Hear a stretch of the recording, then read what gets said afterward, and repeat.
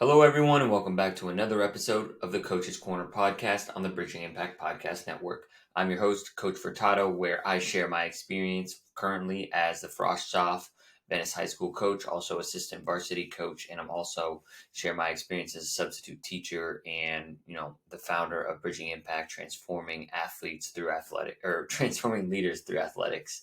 So with that being said, our topic of the day today is it's a flip on, a typical statement that you hear quite often, right? We've all heard of tough love, but how often have you heard about love tough? And this is one that I was inspired from John Gordon. It's not something that's original from, what I've thought about, but I really feel like this is a really important one for a lot of coaches to grasp this message because it's the future of the future of coaching, right? Coaching is an art, right? Mentoring is an art, leading is an art, right? But this is the future of the art. Gone are the days where you can, harp on people all day without building a relationship, without showing that you love and care for them. They won't buy in. They just won't care, right? They need to know that you love them first. And so, I want to talk about what is the difference between love tough and tough love. So tough love is typical coaching, right? Typical coaching is when you're not building relationships with your players and you're harping on them all day, and all you do is expect, them to perform well. And all you really view them as is athletes on that team and what they can get you. Can they get you a championship? Can they get you, a first place in league? And really viewing it as a transactional kind of model. And it's pretty typical actually where I've seen it in coaching, and where you start practice and that's it. You just do practice. There's no engagement, interaction with the team, and so that's one of the big reasons that it's tough love. It's just all it is tough, and then maybe at the end they do love, but love has to come first if you want to be successful in sports nowadays. And so you have to love first and then be tough. And so love tough is, again, it's obviously, it is caring, but it's showing you care, right? Like I've heard quite a few coaches now that I've had the opportunity to work with coaches, just say like, I love you all, like I care for you all, but how do you show it, right? And everyone shows it in a different way. And I don't want to, say that the only way that I show I love and care about people is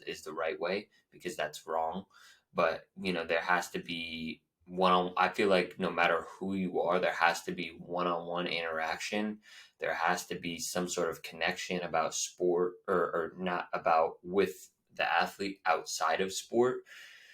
Those are the two big things, right? What we talk about, with our athletes may be way different, but we have to have those engagements, and we have to have, those honest conversations with them, and, those conversations where we encourage them, right? And we show them love. We're always supporting them, on and off the court. Whenever we see them, we're building them up. I think it's really about intentionally loving them first. And that is the big difference. But I also want to talk about what happens when, tough love or love tough, when they're out of balance, because you can go wrong with love tough as well. And I'm going to share a little bit of my story that I was learning about this week, and made a big kind of shift in my coaching style. So with that, let's talk about tough love first. Again, if you are a tough love coach, what will often happen is you will burn your players out. You'll just burn your players out. They're going to, either burn them out or they're going to tune you out, one or the other, because they're just like, oh, coach is always on my, he's always, saying, do this, do this, do this. And, I'm trying to do my best, but eventually, like, if there's not enough positive reinforcement and building up of a player, like they're gonna check out, they're gonna go somewhere else. And with the transfer world, if you don't develop that relationship, they don't feel a loyalty to stay. They don't feel a loyalty to listen to you because you haven't built that relationship. And you know nowadays, I feel like it is a responsibility of a coach to build a relationship, and I know it's hard, right? Like where I've kind of getting a glimpse at how challenging it is to be a varsity coach and to be you know in a school administrator and a coach at the same time. There's a lot of administration that goes around, and it doesn't seem like there's enough time. But just building those relationships and showing them you love will help your team not burn out, because that tough love is really, it doesn't connect with this generation of athlete like it may have connected with a generation of athletes in the 80s and 90s. And, even when I was playing, which is about, 10 years ago, is I think it was fading out. I had some coaches that taught that way, and we kind of resented it, but because it was still the norm, we still somewhat responded to it. And I think this generation, especially after the pandemic, really values and craves that connection and love first. So that's what happens when it's tough love and it's out of balance. But it also can be on the opposite spectrum, right? Where love tough, where you all you do is love, and there's no accountability, there's no tough, and that's just like friendship. That's just like kind of like a family, and that's actually not very helpful either. As a coach, mentor, leader, one of our responsibilities, and I'm going to touch on this a little bit later, or like right now, is we have to hold people accountable, and if we don't, we are doing a disservice to our team, right? Because again, if we want to take our players where they want to go, we have to hold them accountable sometimes when they aren't feeling, especially when you're working, like for me, I'm working with high school athletes, but if you're working middle school and elementary, for sure, right?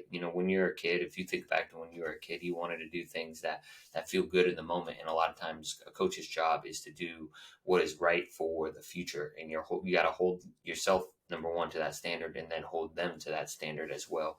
And so I want to share a little bit about this week, Monday, we kind of had a screw around practice. And, sometimes I kind of have a Phil Jackson, laissez faire approach of just kind of letting things kind of happen and go, and, having a step back. But I think sometimes it's a little bit of lack of holding my team accountable. And I had that conversation with them on Tuesday. I came in, I'm like, all right, enough of this. I'm going to be firm today. I'm going to really hold them accountable. And we had our best practice of the year, right? Like I was on them, holding them to that higher standard. And they really responded well. And it was our best practice of the year. The ball was flying around. We were getting stuff done, and it felt really good. And I was like, okay, this is where we need to be. I need to start holding them, and it's not about being mean. It's about being firm, right? It's being firm, being like, is this what we want? This is not, like just having zero tolerance for it. It doesn't mean that you have to, be a Coach Carter and run them around the field for 10 hours, but it's about your energy and action. And, of course you have to have your positive reinforcement. That's going to help a lot. Having the positive reinforcement is going to help, them understand what you really want to see. But you have to have that tough love accountability within the love tough system, and be like, nah, this is not what we do here.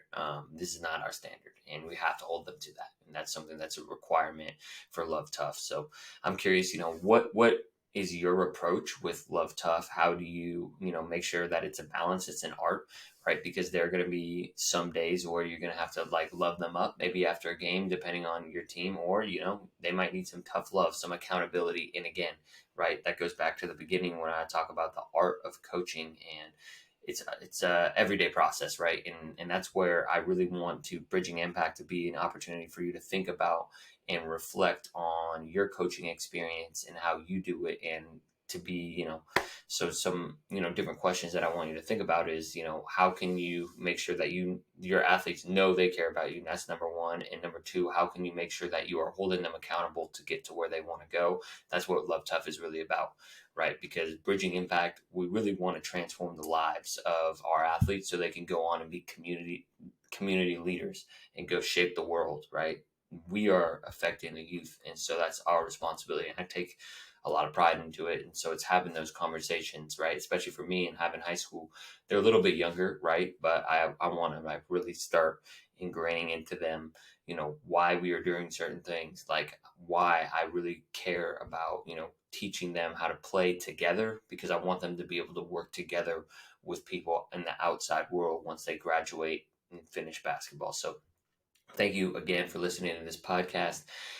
Go give it a review wherever you are, whether it's 5 stars on Spotify or leave a review on Apple Podcasts. That would mean the world to me. That's how we help grow the show. Subscribe. Make sure you hit that subscribe wherever you are, and then share it with a friend if this was impactful for you. Share it on social media. That's how we grow. We had some really great numbers with Spotify Wrapped. We're listened in 5 countries around the world, which is amazing.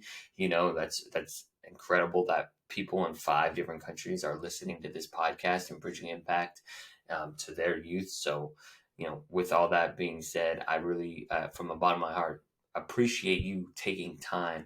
There's so many other wonderful podcasts, but to listen to this and watch this it just means the world to me. So, stay tuned. Let me know what you think of the show and how I can improve it. And I will be in your eyes and ears next week. Coach Furtado out.